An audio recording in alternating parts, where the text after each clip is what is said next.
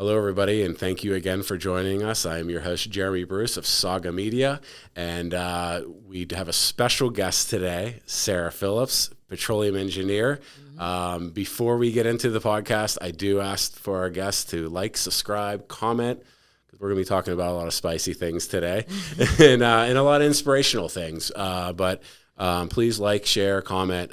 We appreciate it. We are on Apple Podcasts, Spotify, Buzzsprout, so we're on a lot of platforms, and thank you. We've been trying to get you on for a while, and so I'll let you kind of do an introduction of yourself busy. and kind of tell us who you are, where you're from, maybe a little bit about your past, and then we can get into.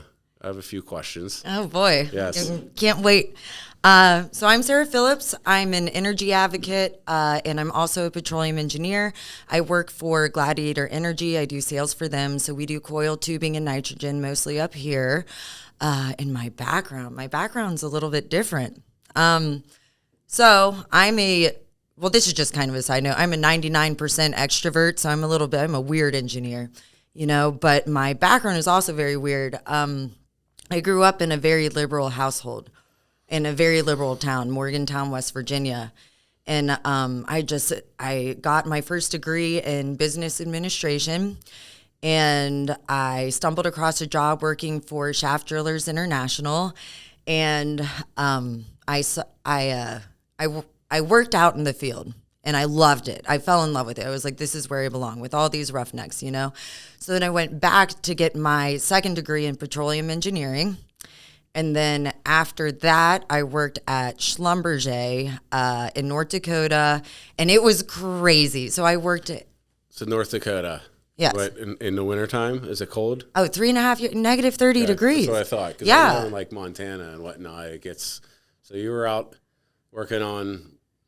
I was on the rigs. Okay. Like, there are a lot of engineers who maybe sit in a data van Yeah. and spend some time outside. Oh, no. I was outside doing very labor-intensive jobs.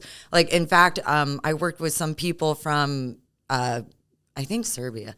But anyway, he wouldn't even let me carry my own equipment. It was 150 pounds worth of equipment. I mean, not all in one trip, but several trips up to the rig floor. It was like 8 hours of very fast-paced, mentally, physically, emotionally exhausting job.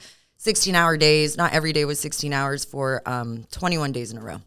So why? So you came from Morgantown. Did you go to West Virginia? Where did you go to school for engineering? I went to WVU Okay. for both degrees. Both degrees, and then what made you get into and it's not to be like sexist or anything, but most females, it's pretty minimal how many females are actually on well pads, specifically well pads in inclement weather like that. So why that and not work in the van or in the office? Because I have friends in the industry and they're engineers in pipeline, and I don't know if they've ever even been on well pads. Right. Well, I didn't have a choice. Okay. So I graduated in 2016 at the peak of a downturn. So I think maybe only 10% of the graduating class got a job in the actual industry. So I did this 3-day intensive group interview with like 21 of the top engineers in the nation, and they picked me, but I didn't get to pick where I went. So it was in Kansas City, and they could place you anywhere. So I said, I want to frack in San Antonio. And they said, you're going to do ESPs in North Dakota. And I said, okay, I'm down. But I was nervous because North Dakota, the guy-to-girl ratio is, a lot of guys, a little bit of girls. Yeah. So you're in North Dakota. Okay, yes. You said guys to girls ratio is different. You didn't know what you wanted to be in Texas, but they sent you to land of misfit toys, maybe. Yeah, that's exactly what it was. And I mean, even so, there's this CNN show called A Day in This Life with, I think, Lisa Ling. So I've been in this industry for 10 years, so this was a while ago. But she was talking about how they called it the Wild, Wild West, and how, I don't know, crime was rampant. And I heard all kinds of stories. I cried before I got there. But when I got there, everyone was so friendly. Like, it was completely different than what I thought it was going to be. Yeah, it's interesting. And what were the towns in the area outside of people you worked with? Did you get to because so for example, I remember a place that I kind of do mini vacations at. It's up in the mountains here locally, but it's near Farmington, PA. But when the gas industry started really booming, everybody was trying to find where you could get performing wells, and they were even doing testing and test wells out in Fayette County, which the gas isn't as rich as obviously in Washington and Greene counties. But this particular mountain town by Ohiopyle, PA, I remember it got taken over for like 2 years from people that were all from Texas and other areas. And I remember the locals, like, we got overrun. Now it flourished for their businesses because they had, a flux of, people coming in. But did you ever get to mingle like in those kind of small towns? Man, I hardly had any free time. So you worked. I did a little bit, and I never experienced anyone, not liking the influx of all of us oil and gas people. Sure. But that's because the money's coming into their local. Well, I'm sure some people didn't like it. Yeah, it is. I mean, I know like down we used to hear about the restaurants of Waynesburg flourishing, and where we are today in South Point. I mean, all the hotels were built because of the natural gas industry. Mm-hmm. But when you went from there, where did kind of your path take you outside? Like, how long did you actually work that? Because it is a brutal schedule, and I know people that work that, and most of the time they don't do it long term. Mm-hmm. At least on the well pads like that. I did. Okay. So I did it for 3.5 years. And I chose to stay there. They tried to promote me and get me to move to Denver, but that wasn't conducive for mine and my husband's schedule. I wouldn't have ever got to see him, so I chose to stay out in the field. But I loved it. But it's hard to explain how difficult of a job that was, and I don't think anybody really understands. It makes me feel like a badass, honestly, that I did that. But can you put it into words that maybe somebody that doesn't? Because I remember before I got into energy, I came from, obviously I worked out in the regular world in sales, and then I decided one day to become an entrepreneur and let's do real estate. And so real estate brought me to oil and gas. And so, but I know when I first got into it, I mean, it was like trying to read a manual from something out of space in certain aspects of it. Oh yeah. So especially what I how can you describe in like a short way, like, to somebody that might be watching and has no idea what it's like to be on a well pad, or what is it like? So for everybody that doesn't know, like a well pad is depending on how big it is, it can be acre, 2 acres, and that's where they drill for natural gas, oil. And as they're drill, there's different aspects of it. But like, how can you describe what it's like to somebody? Like, as you say, it's like when you mentioned a minute ago, like it's kind of hard to describe. But if somebody wanted to be like, well, what was it like in a week's work or a day's work? Okay. Break it down. So I would wake up at 4:30 in the morning. I would stay at man camps, which are just these makeshift, put together, like rudimentary college dorms, kind of. Like, they looked like container buildings. You could see the open piping. My room was about half the size of this room, which basically what you can see on this camera was the size of my room. The bed was the size of this table. So I would wake up at 4:30 in the morning. I would travel to the well pad, so that could be anywhere from half an hour to 2 hours. I would get there. I'd get all my equipment ready on the ground. So basically what I was doing was assembling a 10-piece bottom hole assembly, a 10-piece piece of equipment on the rig floor, and using like really heavy equipment. It was, like I said, very fast-paced. It's hard for me to explain it to somebody who doesn't know. Yeah. But anyway, so I would do that for 8 hours. Then I would go sit in my truck, and then we'd have another guy continuing on the floor. I would come up and help him for a little bit. My fingers would get numb. Like, it was crazy. And after 16 hours, I would go home. And then by the time I got home, my body was sore, Oh, I'm sure. So I would count the 30 layers of clothing as I took them off to distract myself from the pain. So, I mean, it so hurt. Cold, yeah, and yeah. You're so that's labor intensive. That's where I got into, like, can somebody do that long term, and how tough that work is. I mean, you're putting on a lot of equipment. It's long days, because I know everybody that's actually worked on those well pads or in that industry pipeline. I mean, like you said, it's long days, 2 weeks, or a week on, 2 weeks on, I was 3 weeks on, 1 week off. Yeah, but like the craziest part about it, it's really hard for me to explain it, but the craziest part was how emotionally taxing it was. Not having a consistent home, traveling every 3 days from a different man camp, not getting to see your family. And really, it's not just your family or your consistent home, but you don't get to relax. You know how you feel when you go home, and you can just rest and you feel at home and comfort. Yeah. You don't get that. And it kind of is in a line because I had family members that were truck drivers. They would say the same thing.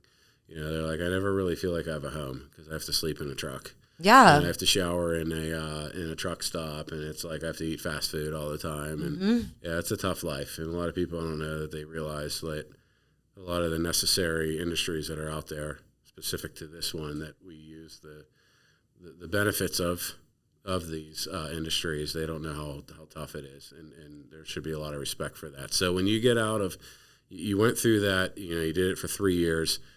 From there, what was like the turning point of like, just to kind of get it a little bit more of your background, where you got out of and where you are today, and what we're going to get into as we talk more. So after I was a mass layoff. I was part of the mass layoff when the oil prices went negative.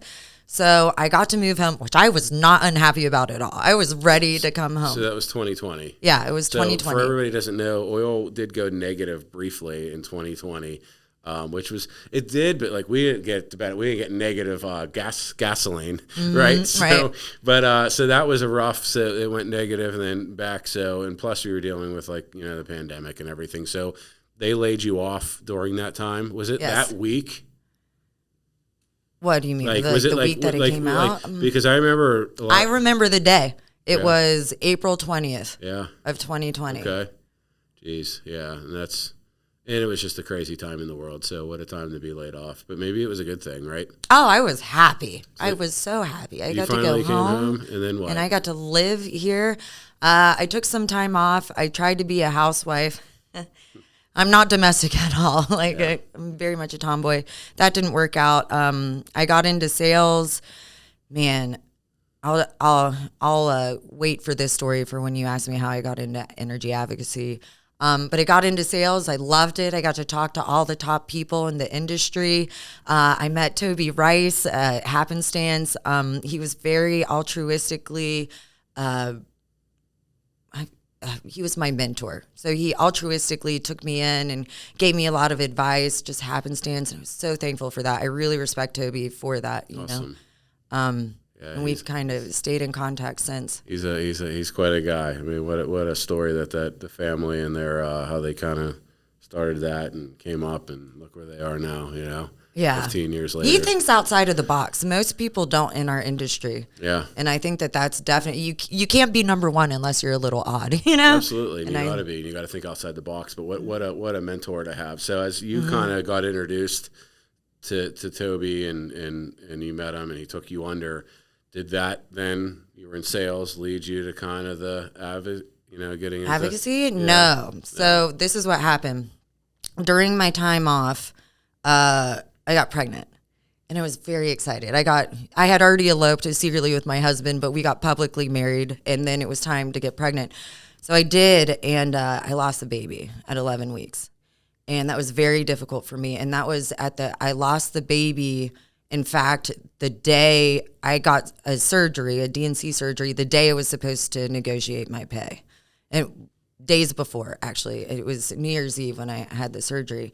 And, it was an incredibly rough year. The stress, my husband also lost his job at about the same time I did. And we were used to a certain amount of bills and we had nothing coming in. So we had nothing coming in, the stress of that, the stress of being able to afford having a baby, the stress of losing a baby. So I had this void in my soul, you know? And I just wanted to fill it. So I had a friend who was a CEO at my first job at Shaft Drillers. She was really into beauty pageants. And I have 2 older brothers, so this is like not aligned with, you know, what I was used to. And she suggested I run for Mrs. Pennsylvania. And I was like, okay, if I do that, and I'm an extrovert. I want to know about you. I don't really like talking about me. But even though I am right now. Shoot, where was I? The beauty pageant? Yep. Okay. So the whole reason why I was doing that is because I wanted to volunteer with people. I wanted to get to know people. I wanted to do good. And I wanted an avenue to be able to do that. And so that's why I tried out. And I spent a lot of money, a lot of time getting ready for that. And I Are you familiar with beauty pageants? So I dated a girl in high school who was Miss Teen Pennsylvania. So What? yeah. Oh, look at you. Yeah, I know. We're still like every birthday. We still like she's married and has family. You know, I had my own children and families, and we still text each other. So Danielle, if you ever watch this, I'm still talking and thinking about you. But she's still a dear friend. Hi, Danielle. So she was Miss Teen Pennsylvania, and so she went to, and I was like her. So she went to a beauty academy. I think it was like Pittsburgh Beauty Academy. She went, cosmet. So I used to go and be her guest to do facials. Oh, nice. And so I haven't had one since, and I'm like, I'm like 25 or 28 years overdue or something. But I'm aging myself. But it was like I tell people, I'm like, I know it sounds like not manly, but if you ever get a facial, it's so amazing. No, it's like a massage. Oh my people God. understand like that. When they peel it, and how clean your pores feel. It feels so nice. Oh my goodness. So anyway, yes, I do. So I got to watch her in that whole. She did it briefly, and then I don't know, when we got older, she didn't want to do it any further. So that was like teenage years. Yeah. So well, okay. So this is how it works. 50% of your score is based off of a 4-minute interview, right? And that 4-minute interview is based off of a 2-page bio. Well, my 2-page bio is about women and, I'm pro-women and one set of words, my degree, where I got my degree and what it was in, all the questions were based off of that. All of them. And they're not supposed, I was told they were not supposed to ask me political questions. So they were like, I see you're a petroleum engineer. Don't you care about the environment? And from me following Toby and listening to his energy advocacy and being inspired by him, I came up with something real quick. I said from 2005 to 2019, Pennsylvania is number 2 in carbon emission reductions. And that's pretty cool. They weren't impressed. They said something else aren't fossil fuels, or they called it traditional energy. And traditional energy is wood and dung. So that's what I said. What do you mean? But anyway, aren't fossil fuels going to be obsolete in 20 years? And I was just like, I lost. And I was like, I don't know, and. Yeah. That part maybe should have been left out. The engineer, you know what I mean? I know you can't. Yeah. But you know what I mean? Because I get it. We're in that setting. I couldn't imagine some of the people, what they would have thought when they read that. Instead of actually asking questions of curiosity, what it's like. About me, or a good person. Or what you did. And so they turn it around and go into the environmentalist. That's sad to hear. So they drilled you on, no pun intended, but they drilled you on. That's funny. Good job. Yeah, on petroleum engineering, and then so what place did you come in? I didn't place. Oh, not at all. Yeah. I didn't come in the top 5. I shouldn't have won. The girl who won was amazing, but I don't know. Maybe I should have come in the top 5. Maybe I shouldn't have. But they were definitely berating me. I think I lost before I got in. But that's a big difference from going to a well-paid worker and. Say roughneck to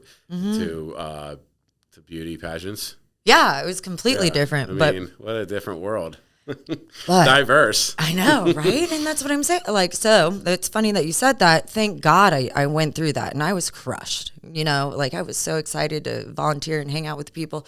So I was crushed. So I wrote this post on LinkedIn. And I was just basically talking about, as a woman, you can do this, you can do that. You don't have to choose. You can do a beauty pageant. You can be a roughneck. And also, you're welcome for everything that you have. You berate me for my industry. What do you think pays for your makeup, the clothes that you wear? I mean, even the water that you drink. We're water snobs here in America. Are you going to drink Dasani or Aquafina? The majority of the world doesn't have energy for irrigation, for the machines for irrigation systems. They have to look for clean drinking water. Yeah, it's crazy how in 2024 that we still have countries that have dirty drinking water. So from there, after the beauty pageant, so then is that the moment when you got into kind of getting where you are today and what you're energy advocacy. Yeah, I would say that kind of gave me a platform. I won an award down in Texas for gender appropriation or anti-gender appropriation. And a whole bunch of other things just started flooding in. I interviewed for API, Consumer Energy Alliance flew in and interviewed me. That one was interesting. And what else? I had an article written about me. I don't know. A bunch of You're stuff popular. happened. Yeah. And you're API and these agencies would call me if they ever wanted support for,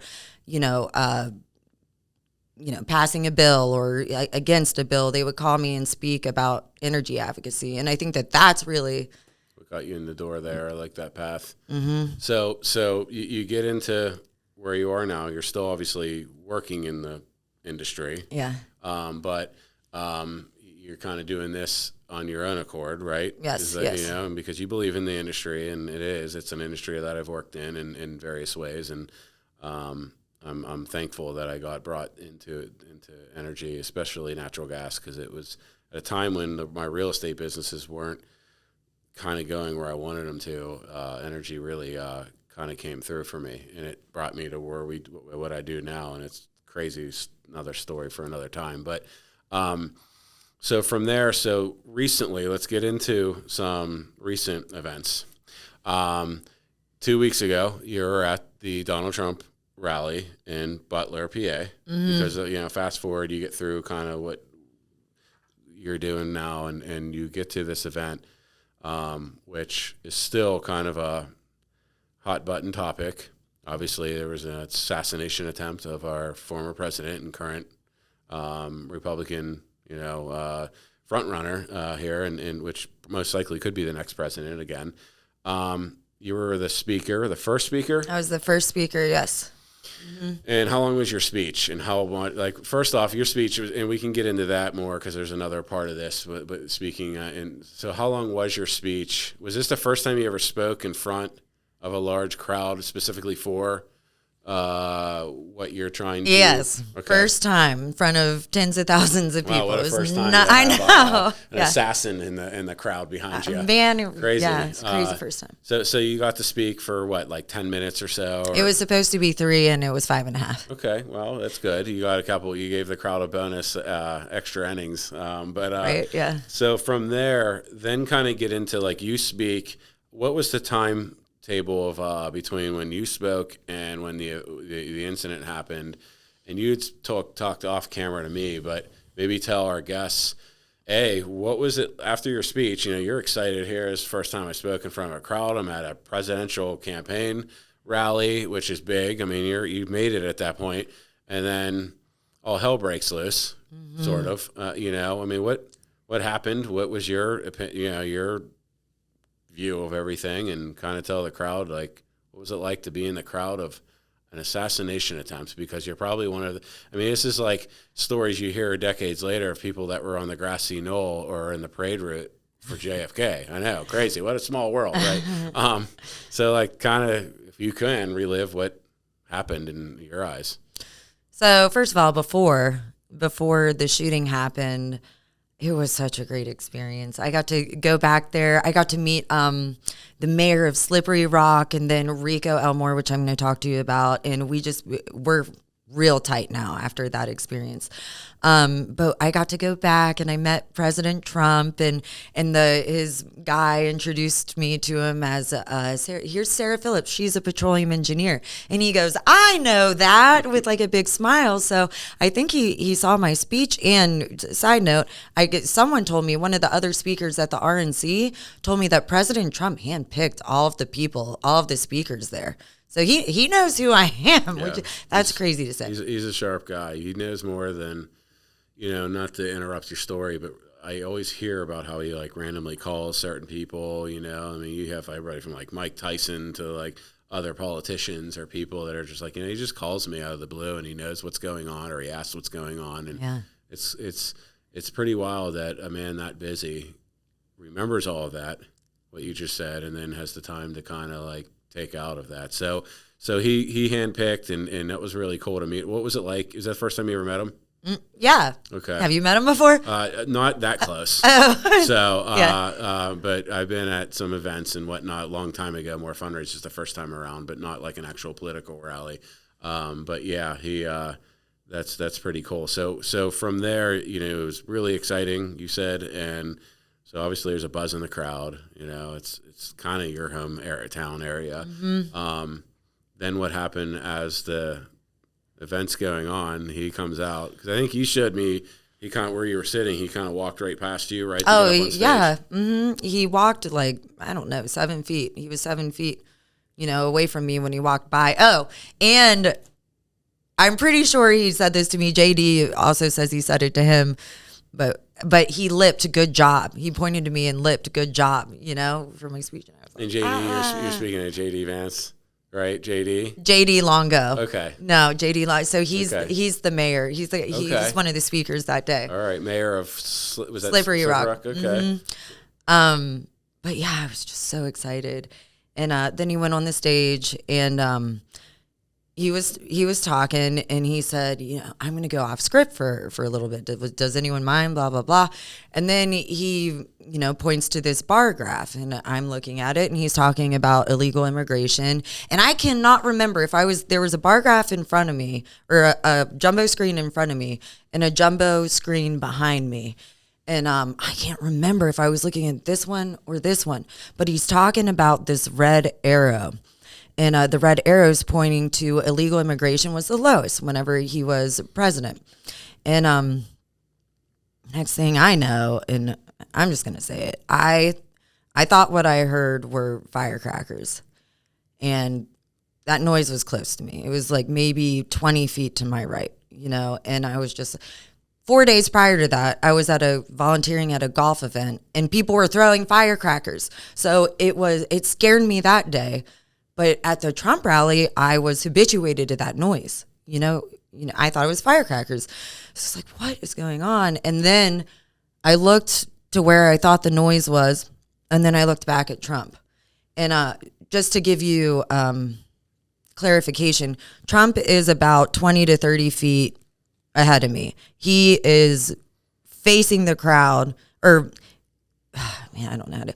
He's usually he's face forward, but I'm at a 90-degree angle to him. Yep. So that's where he usually talks. But he was looking at the graph behind me, so he's facing me. So I heard that you were on the side. Not to cut you off, I apologize. Were you on the side where his ear got hit? Yeah. Okay, so you're on the right side because if I remember seeing, so he's turning. I remember he was doing. He's turning towards me. Yeah. And that's when they said he turned right at the right moment.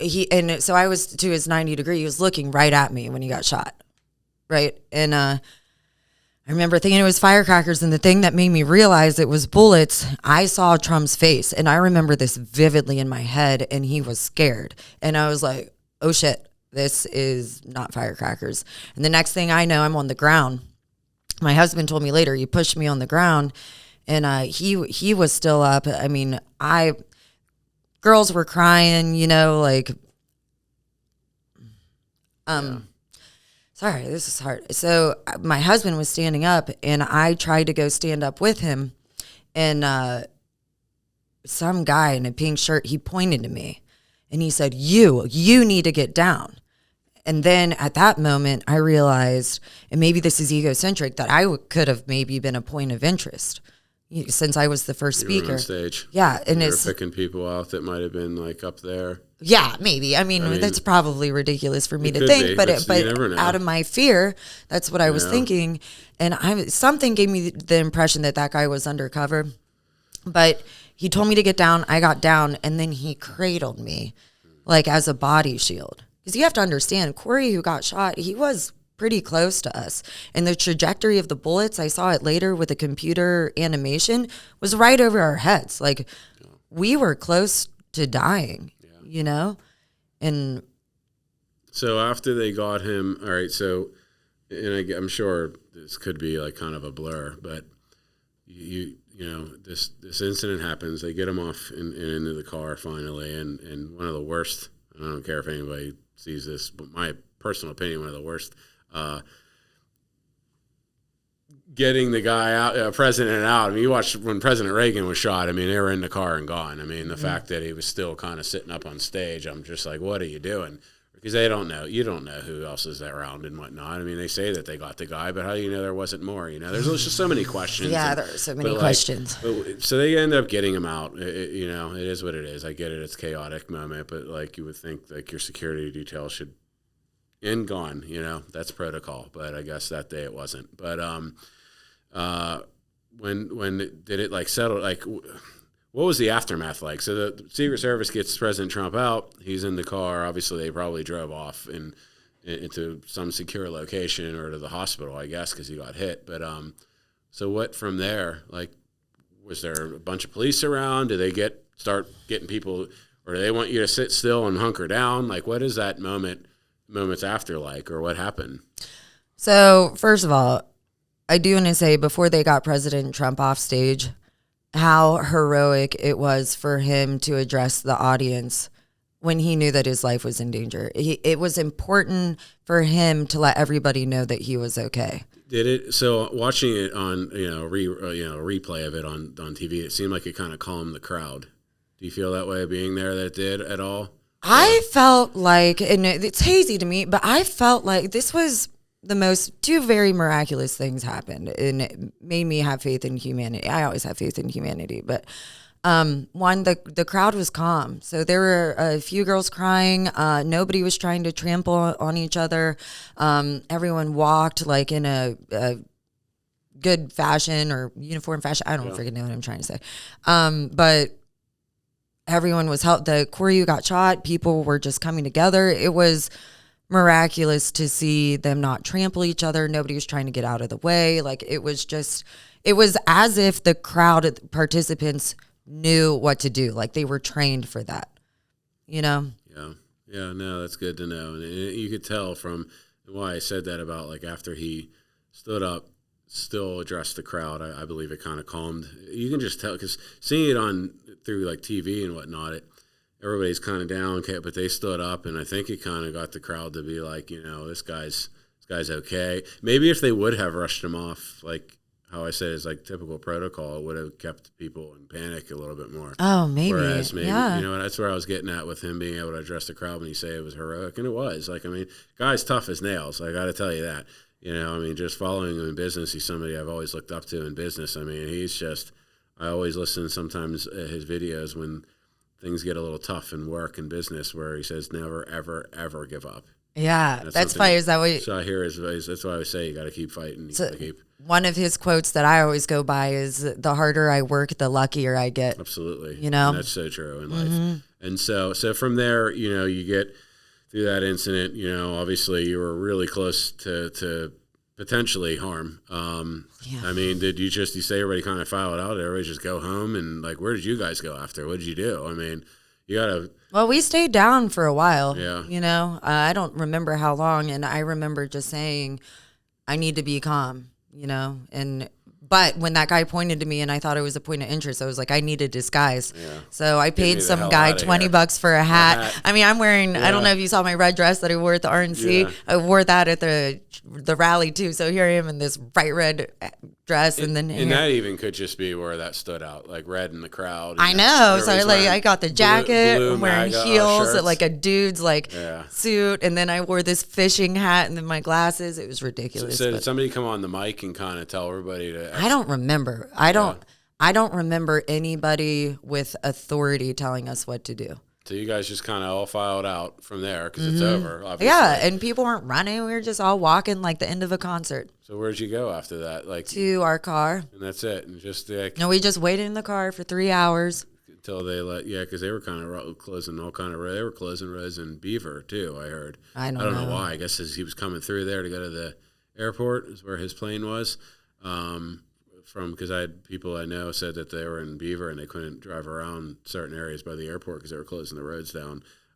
So after that, all right. So you have a pretty big week then. So your first public speaking in a large setting, which is amazing. You're on cloud 9. You have bullets flying over your head. Yeah. And then you go home, and then a couple of days later, you're at the Republican National Convention, and you get to speak. Yeah, which is pretty amazing. I mean, cool. No wonder why you said you were tired before we started. Oh, I'm so tired right now. Pumping myself full of caffeine. That's okay. Had an interview a day. Yeah, it's all good. So what? So then you go up to where was it at Minneapolis, right? Where was Milwaukee. It? Milwaukee. Okay, sorry. That's Milwaukee. Okay. So you go there, and did you know before this rally? Like when did you know you were speaking at the RNC? I knew before the rally I was speaking at the RNC. So How do I you think it get was to July speak at 3rd. at an RNC or a DNC? They heard about me. Okay. They didn't tell me how. I mean, the girl from the rally I saw at the RNC, and we hung out after one of the nights, and she said she was given a list of 10 people, and I was at the top of the list. So, Awesome. yeah, I don't that's know how I amazing. got on that list, watched other your- than all my energy advocacy. I had a busy week that week, so you're the only one that I was laying in bed watching it because I had to get up early. But I watched yours live; it was good. And so, getting out on stage, what's that for somebody that hasn't spoken in front of a large crowd like that? So there's obviously more people there than there was at the rally, right? I'd say it was equivalent. Okay. But The rally, it was a way different vibe. Well, you're outside. It's Butler County, and maybe it's more mellow. Nothing. It's just you're at a fairground. Everyone's paying attention to you at the rally. Okay. At the RNC, people there's Kinda press going walking and going. around, you know. Like I went to one a long time ago with delegates, but I never got to go up. And I wasn't very close to the stage, so it was pretty exciting, like 12 years ago or whatever that was. But so people were kind of walking around, so you got to speak, but you don't have like 10,000 people's eyes on you at once. Not at first, but I did. So my introduction was that I was the first speaker at the rally, and people were kind of just like walking around, and everyone got quiet, and then all eyes were on me. Yeah. And you kind of told briefly the story of briefly. You kind of remember I was the first one to speak, is what you said. I think starting out. So you got to speak in front. So after that, like, what was the vibe? Because this had to have been probably. I don't know that there would ever have been a political national convention on either side where their candidate had just been attempted assassinated on days before. Yeah. What was the vibe like there? Like, I mean, I can't give you a comparison because I've never been to one, but what I can tell you is there were all kinds of Secret Service people there. I got my picture taken with all of them, and I said, thank you so much. Yep. And then I told him I was at the Trump rally, and I was just so very thankful for all. I'm so very thankful for all of the security that was there. You guys are the rock stars. Awesome. Yeah, I'm sure it had been heightened and whatnot, but it seemed though the parts that I did watch and after, I don't know, it seemed like everybody was. I don't know. There was like a more uplifted energy about it, and maybe it was because that event. He said something. I think you said it earlier too. Before we started, it was, what did he say about a lot of hate in the world, but there's also a lot of love? Isn't it Trump said that, right? I don't yeah, know. He said something. There's a lot of hate in this world, but there's also a lot of love, and that's something that's pretty powerful statement. I'm going to coin this term, not to take it away from Trump, but make America love again. Yes, that's it. That's my thing. That's what I'm going to spread everywhere. We do. So you get there, and now were you like in with like the delegates, or did you get to see any of the delegate process? Because I have. It's pretty cool. I went with, like, years ago. I was involved, and a guy went around with you have to collect signatures and this and that. The guy that I was going around with at the time, Rick Santorum was running, so he wore like that. Remember that sweater vest that Rick Santorum used to wear? I'll have to show you off camera, but Rick Santorum, former, I believe, senator or congressman of Pennsylvania, and he ran for president like 3 times and never came close. But he used to wear these like sweater vests. So the guy, and he got like twice the signatures I did, because everybody thought he was like working for Rick Santorum. And they're like, who's this guy? I'm not signing yours. I'll sign his. But like, it's pretty cool. You get to see how the delegate in each state votes and whatnot. But after that, so how long were you there, just that day or the entire time? The entire, not Monday, but Tuesday through Thursday, they let me stay. Good. Yeah, it was really cool. Was there anything like going on outside of like the convention, like parties or? There were, but I couldn't go. Yeah. I mean, I was hyper focused on that speech. Yep. Like, I feel like I was born to do this. Yep. And I think that our message that oil and gas is a morally good industry and provides so much for the world. It is my purpose to spread that message. So hyper focused on that. And then after I gave my speech, I thought I was going to get to relax a little bit, and I didn't. That night, I had an interview with Fox and Friends at 3:30 in the morning. Right. Okay, I'm glad you reminded me, because you're on Fox and Friends at what time? 3:30 a.m. Yeah. Now, is that live? That one was live. Okay, at 3:30. That's really early. Fox and Friends. Yeah, I was tired. I'm sure. Not very friendly, Fox. Let's do it at 10. But 3:30. All right. So you get on, and I did watch it because you posted it on I believe LinkedIn. Who were the guy? I can't remember who interviewed you on there. I can't remember either. There's so many people. Yeah. All right, so you got on Sorry. Fox. That's okay. We'll link it in, okay? Yeah. I promise you. So we'll link. Name started with a T. Yeah, we'll link the video in below once we put the video up. So you got on Fox and Friends. Now, have you ever been on a national network or any local or anything like that now? And what's that? So what's that like? Give somebody who's never been interviewed by Fox or CNN or CBS or whoever, because they do a feed. Were you in your hotel? No. You were at So they had a satellite studio in Milwaukee, but the interviewers weren't in Milwaukee. So I got they did my hair and makeup, which I was super excited about. Which that shouldn't be exciting compared to the rest of my week. But I was excited. And then what you do is you sit in this makeshift studio, and it's just a camera. You're not looking at a person. You're just looking at a camera, and they ask you questions, and you have to. Yeah, but it's so weird for me to talk to not a person. Yeah. Because I like to read you. Absolutely. When I talk to you. Absolutely, but that's just the way the media and the technology has to work. They have the little feed. So, all right, so you get on Fox and Friends, and then obviously then you come home. And what you spoke about at the convention, and you briefly touched on, and this will kind of be getting into our last segment here with you, is why you spoke there, if you can kind of speak on that, what your current work is in this path and passion that you have in the industry, and kind of where you want to go in the next 1 to 5 years with it. Tell us what exactly the message you're trying to put out there to people who might not already be involved in our industry. Okay. Hopefully I can say this in time to finish this segment. Yeah. All right. So I tell this story a lot because it does a really good job of explaining to people. And actually, I heard this story in the studio by Chris Halverson. So I want to play a game with you. You ready? Mm-hmm. Okay. Think of a family who lives outside of London in the year 1250. Okay. How do they get to London? 1250? 1250.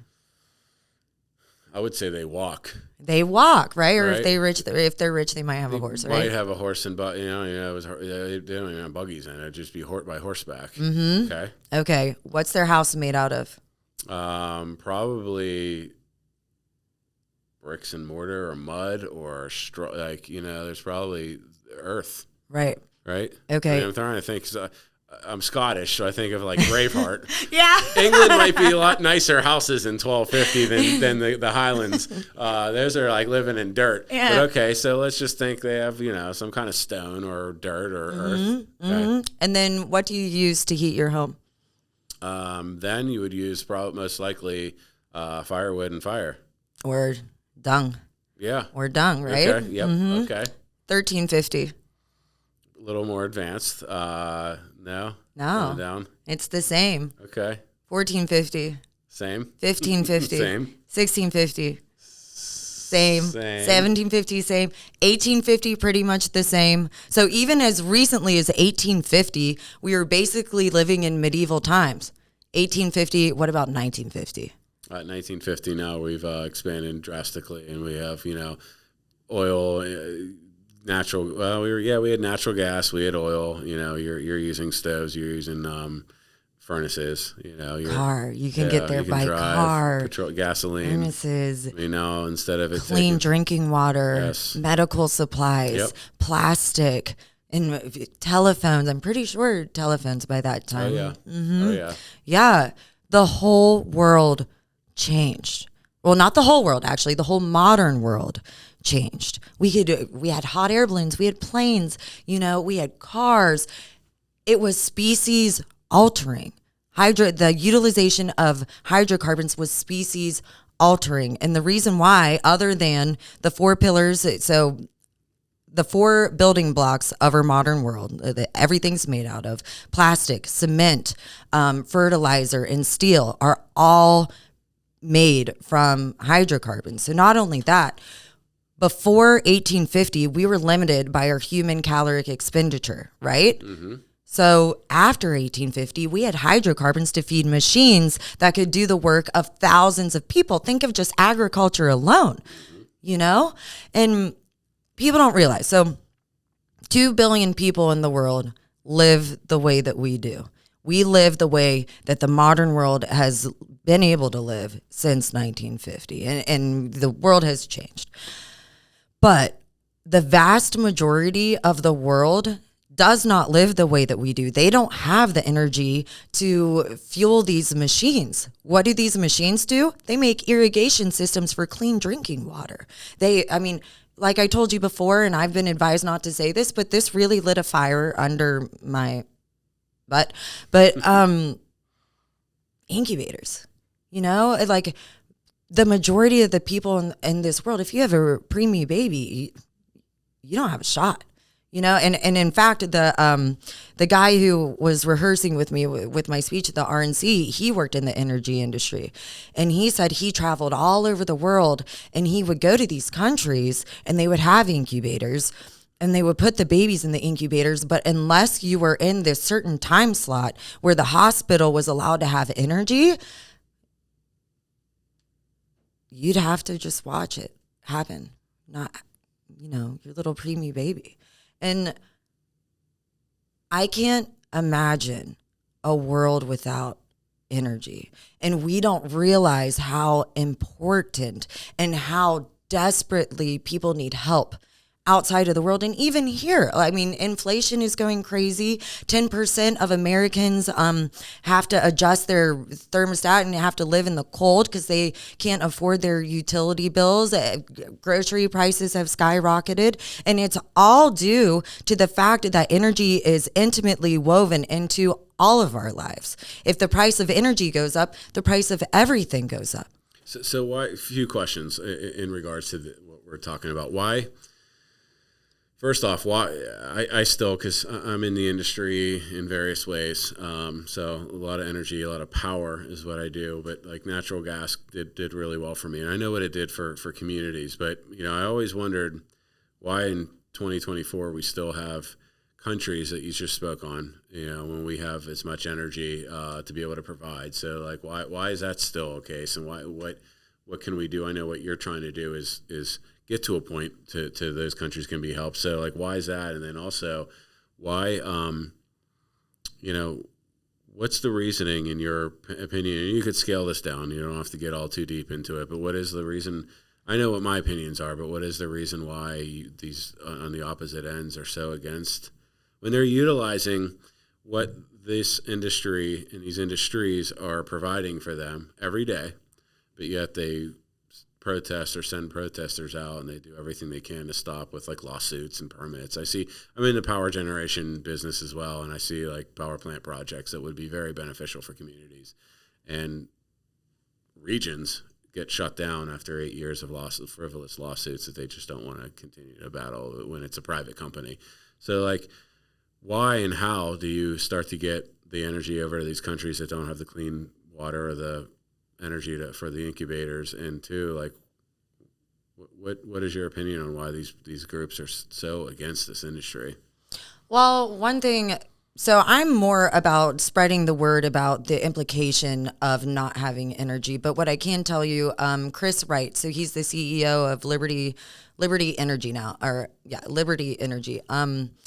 They are a huge company. But anyway, he's an amazing advocate for our industry. So right now he's starting a campaign where he's sending over propane tanks to like Africa and all these countries that don't have clean cooking fuel. Because another thing that people don't realize is 3 million people a year are dying due to inhaling particulate matter from like wood or dung, So that's one way how we're able to do that. I mean, that's not in my realm. Let's figure out why it's so important, and then somebody else can figure out how. But why people are spreading this rhetoric against oil and gas, that's another, I don't really know. The only thing that I can think of is it's a wealth transfer. So people want to invest in this green energy that isn't really viable. It's supplemental and it's good, but taking away the investments from oil and gas companies. And the way to do it is to demagogue it and make it look bad and whatnot. And so if you really make it look bad, then you can. And I'm involved in both, so I see both sides. And I don't not necessarily like against renewables, as they call it, renewables, but the just the onslaught of fossil fuels are so bad, because I know, especially with today's technology, how and just how the regulators come down on these like oil and gas companies, especially the big ones, and the public ones are even more like they can't really get away. I mean, the process is done right. I mean, it really is for the environment. Oh yeah, and that's where like this BS story that they're just out there wildcatting and.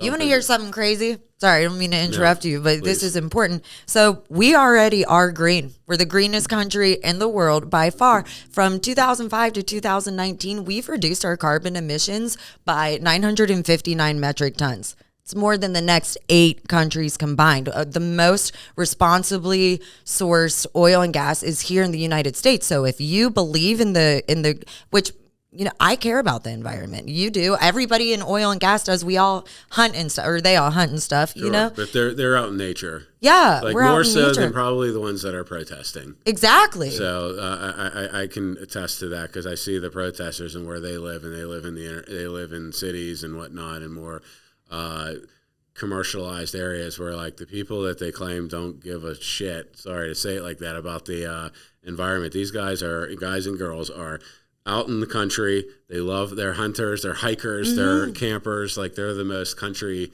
loving people I've ever encountered. Yes. And yeah. So it's kind of a really false notion. Yeah. And if you look at pictures, even from the 1950s to now, you can see like, I like to be able to see things with my own eyes. You can see that the pollution has reduced, Absolutely. like just look in the air in the pictures, Especially in Pittsburgh. And right? then you can see that fossil fuels and hydrocarbons are the main power source. When was the last time? I mean, people are always talking about solar and wind can replace fossil fuels. They've been saying that since the 1970s. How many people do you know that have solar panels on their rooftop or any businesses? It's You if can they see do, it. if they do, it's more for like certain certifications and things like that. Tax Yeah, cuts, and tax so credits. yeah, that's what it is, tax credits. And yeah, I mean, solar we should be able to utilize like the sun and things like that for energy. But when you really put it up against a comparative analysis, because I developed these projects myself, it's really hard to go up against like a natural gas,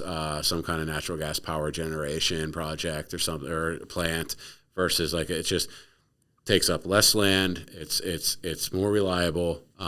There can be a world of both, and there should be, but this continued notion of trying to say that we're going to eliminate the fossil fuel, it's just not going to happen. And so you want to hear something else crazy about the land? Is this okay? yeah, absolutely. Please Okay. speak freely. Okay. Because I give the other sides the same mic too, just so you know, so they can and so speak freely, please. Okay, cool. So let me see if I can word this right. 1 acre of solar can power less than 1 household. 1 acre of wind can power 1 1/4 household. 1 acre of hydrocarbons can power 81 households.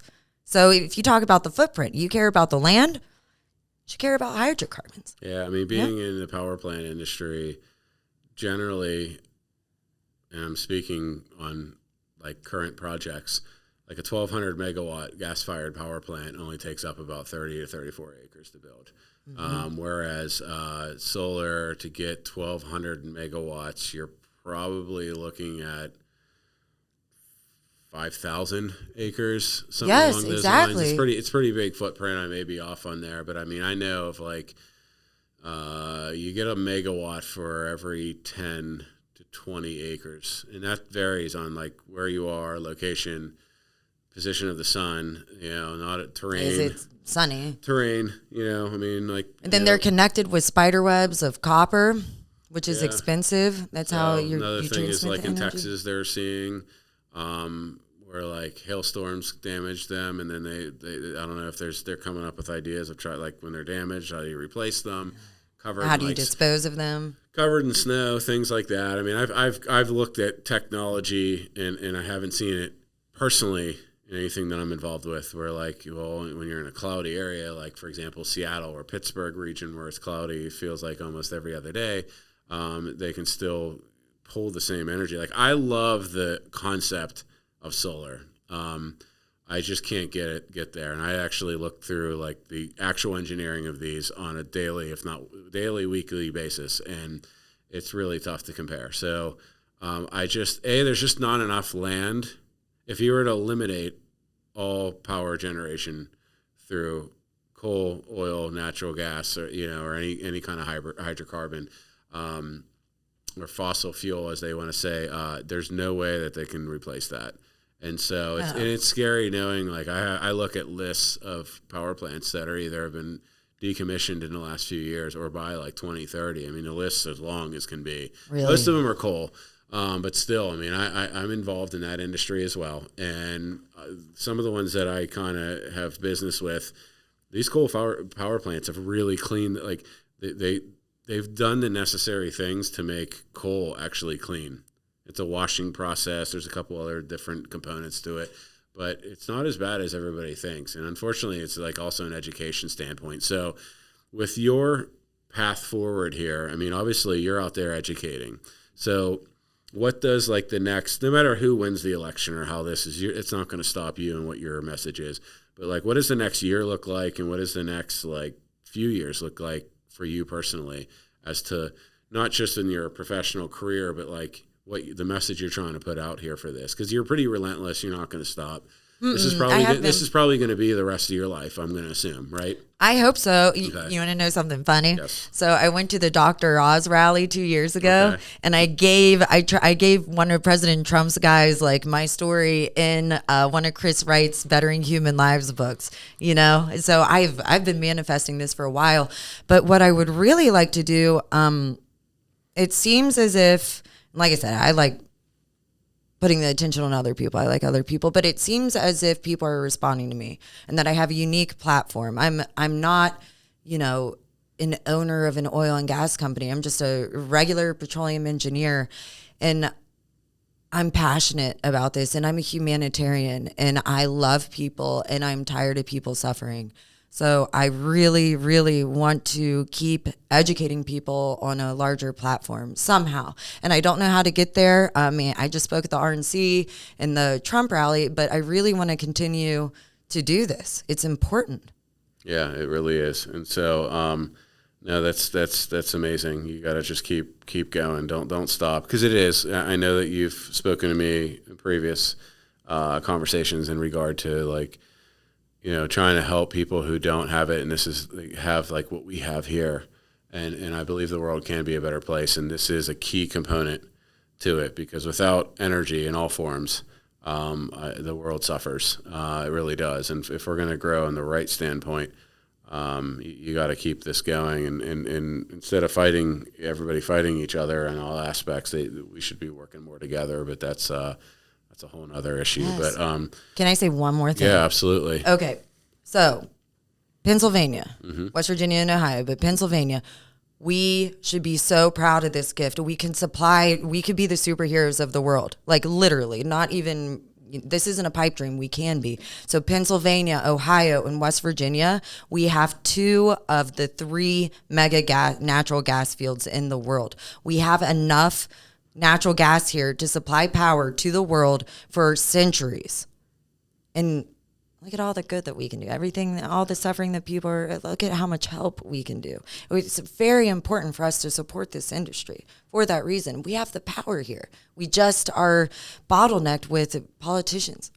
So, and I agree 1,000%. I'm sure a lot of our viewers, we have energy people come on from various industries, but mostly in what we're speaking of. And it's so true, not only just because you can supply energy, but the benefits that it does that I've seen. I mean, I worked in briefly in the parts where you see the farmers and like where they struggled for years, and then they get, when we started booming around here, I mean, the checks that they get, and it changes their lives, and then the small business restaurant, and down the line. So where can our audience find you, is there any way that they can look you up? I mean, I'm going to link a lot of stuff to your like LinkedIn and things like that. But is there like, if they want to look up and hear your voice more, where do they go?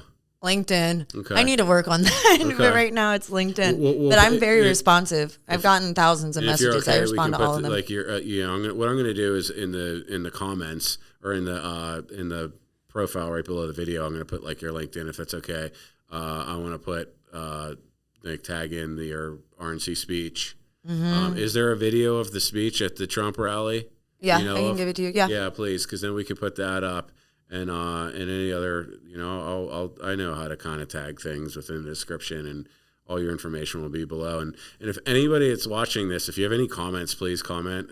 Tell us your thoughts on fossil fuels. Yeah. Even if you're against it, I'm open-minded that I want to hear the other side. We're speaking engagements. Yeah, absolutely. Yeah, speaking engagements too. Mm-hmm. So do you have any other speaking engagements coming up? No, not right now. No, Okay. I have a couple goals. I want to get on a couple things. We still got until November of the election. I mean, next you'll be, standing next to President Trump. Yeah, that'd be cool. Yeah, it would be cool. So, and I'm sure you will. And if they do, we can always update everything, and we'll put it in our description if you have anything upcoming. But it's been a pleasure. Yeah, Sarah, thank you so much for having me on. And we look forward to seeing your journey in the oil and gas industry, and who knows what else it brings. So, thank you very much for being our guest today. Well, thank you for having me. All right.